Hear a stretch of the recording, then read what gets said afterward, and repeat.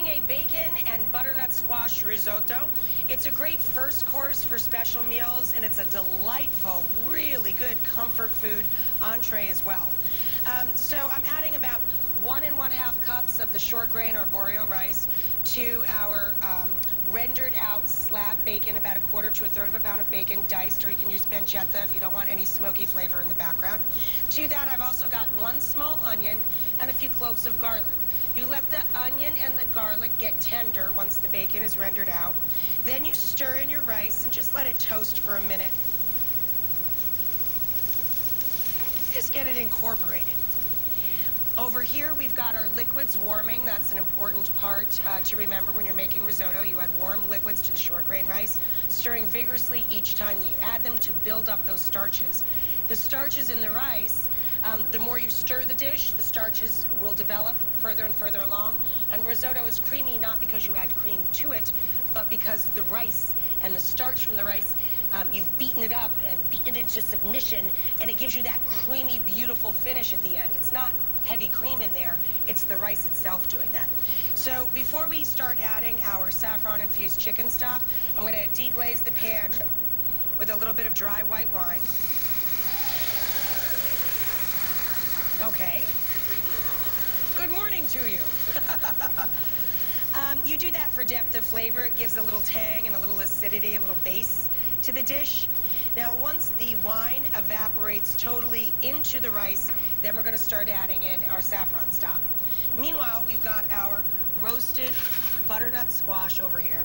I'm going to take, about half of the squash and add it to the food processor. And I'm going to reserve some of our little roasted pieces, our little diced squash pieces, to garnish the dish. And then I'm going to take, where's my coffee cup? Take a little bit of our stock and add it in here to help puree.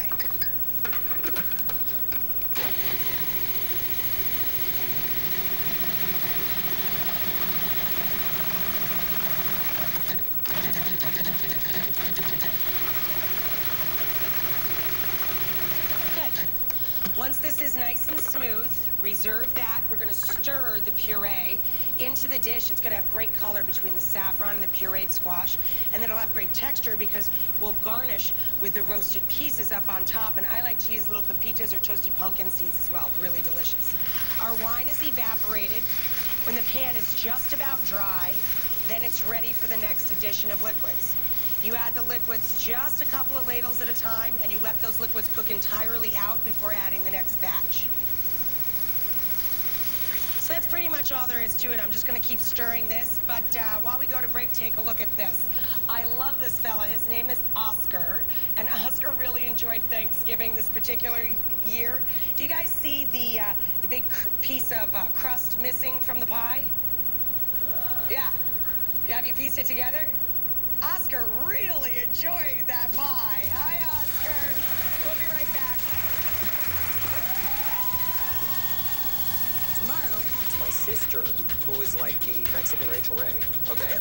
She does this elaborate Thanksgiving dinner. It's doting dad, Mario Lopez, hands-on kind of guy in the kitchen. I'm always like our little sous chef. Then one cook is going to walk away from this show with $50,000.